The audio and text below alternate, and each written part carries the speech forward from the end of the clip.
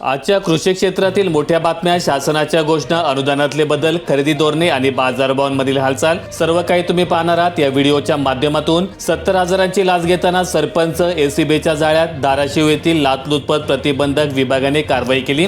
तक्रारदार आणि त्यांच्यासोबत इतर तिघांनी महात्मा गांधी राष्ट्रीय ग्रामीण रोजगार हमी योजनेअंतर्गत सिंचन विहिरींसाठी प्रस्ताव सादर केले होते।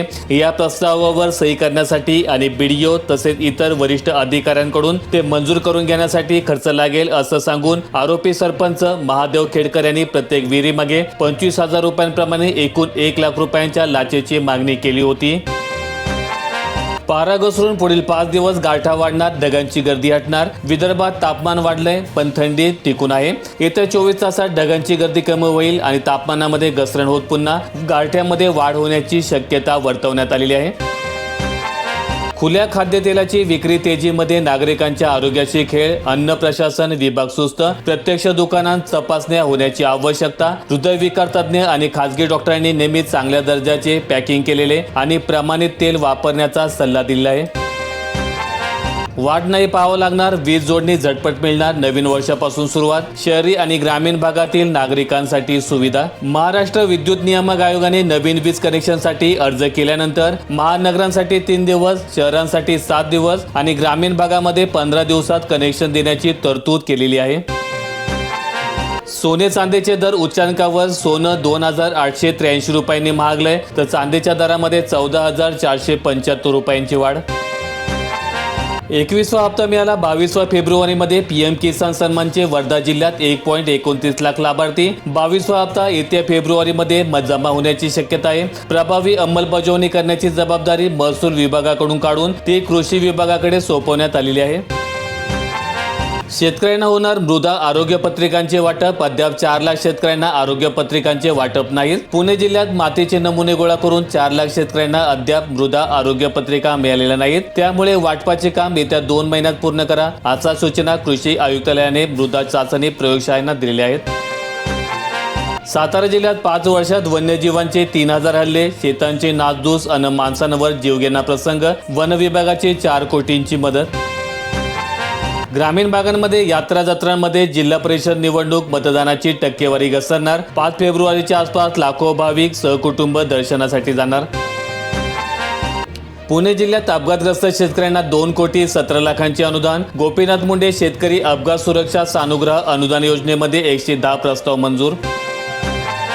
पॅथॉलॉजी लॅबसाठी कठोर नियमावली येणार। काही पॅथॉलॉजी लॅबमध्ये पात्रता नसलेल्यांकडून रिपोर्टवर सही आढळली। काही लॅबमध्ये प्रशिक्षित पॅथॉलॉजिस्ट किंवा मान्यताप्राप्त डॉक्टर नसताना देखील तपासणी अहवाल दिले जात असल्याचा प्रकार उघडकीस आलाय। काही ठिकाणी तर लॅब टेक्निशियन किंवा अन्य कर्मचाऱ्यांकडून रिपोर्टवर पॅथॉलॉजी डॉक्टरची डिजिटल सही केली जात असल्याचं निदर्शनास आलेलं आहे।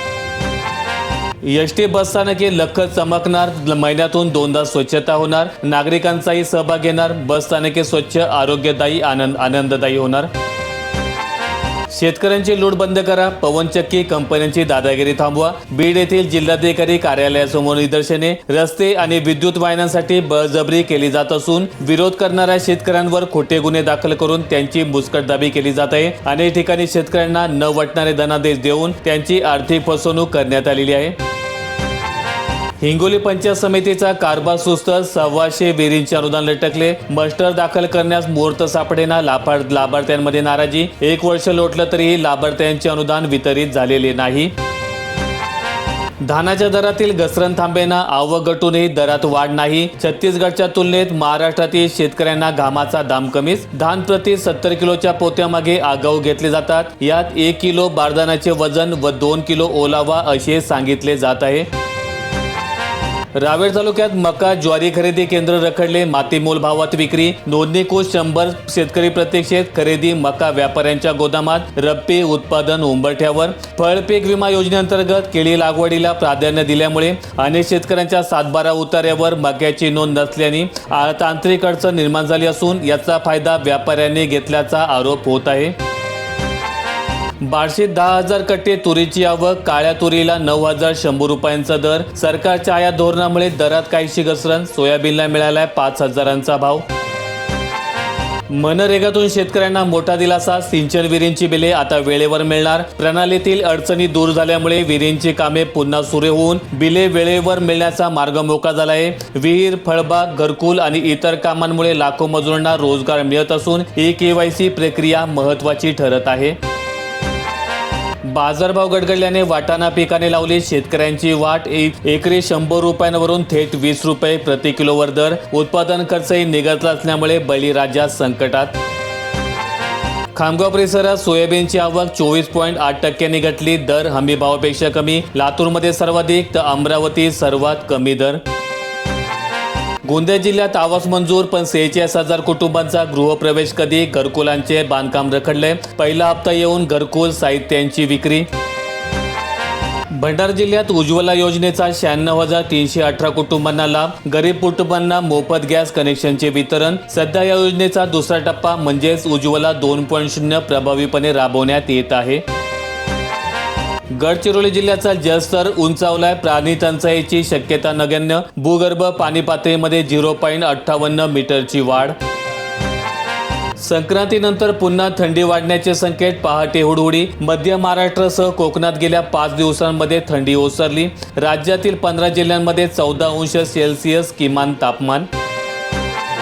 धाराशिव जिल्ह्यातील 12,575 सामायिक खातेदारांना अखेर मिळाला न्याय. पीक विमा कंपनीची मनमानी मोडीत. आरंभ मराठी या वृत्तपत्राच्या पाठपुराव्यामुळे शेतकऱ्यांचा पीक विमा वाचला. राज्यातील 16 जिल्ह्यांमध्ये मका खरेदीसाठी 164 खरेदी केंद्र. सध्या बाजारात मक्याचा दर जानेवारी 2025च्या तुलनेत 400 ते 500 रुपयांनी घसरलाय. त्याचवेळी गोदामांच्या उपलब्धतेअभावी हमीभावाने मक्याची खरेदी रखडली. गोपीनाथ मुंडे अनुदान योजनेमधून 2,17,00,000चे अनुदान वितरित. पुणे जिल्ह्यात तातडीने आर्थिक मदत. 110 जणांना लाभ. 75 अर्जांना ही मान्यता. लवकरच निधी मिळणार. म्हसळा धरणाचे पहिले आवर्तन सुटले. शेकडो शेतकऱ्यांना फायदा. 3 गावातील 150 एकर जमीन सिंचनाखाली. पावसाळा चांगला झाल्यामुळे पाणी समाधानकारक. जळगाव जिल्ह्यासाठी पोखरा 2चे कव्हर. 319 गावांमध्ये योजना कार्यान्वित. 1.5 वर्षांची प्रतीक्षा संपली. महाडीबीटीवर अर्ज प्रक्रिया सुरू. चंद्रपूर जिल्ह्यात तब्बल 942 गावांची खरी पैसेवारी 50 पैशापेक्षा कमी. बल्लारपूर माघारलाय. जिल्ह्यामध्ये 15 तालुक्यांमध्ये सर्वात कमी पैसेवारी बल्लारपूर तालुक्याची आहे. वन हक्कधारकांनी धान विकायचे कुठे? 33 खरेदी केंद्रांचा समावेश. 2 लाख हेक्टरपेक्षा अधिक क्षेत्रावर भाताची लागवड. मार्केटिंग फेडरेशन अंतर्गत मंजूर असलेल्या गडचिरोली तालुक्यातील 2 धान खरेदी केंद्रांवर आतापर्यंत 300 वन हक्कधारक शेतकऱ्यांनी नोंदी केलेल्या आहेत. गोदामांअभावी रखडली मका खरेदी. 6 जिल्ह्यांमध्ये हमीभाव खरेदी ठप्पच. दर दबावात. राज्यामध्ये 164 खरेदी केंद्र सुरू असली तरी केवळ 6,178 टन मक्याचीच खरेदी झाली. 6 जिल्ह्यांमध्ये तर खरेदी केंद्रे सुरू होऊनही 1 किलोही खरेदी झाली नाही. बाजारात मक्याचे भाव जानेवारी 2025च्या तुलनेत 400 ते 500 रुपयांनी कमी आहे.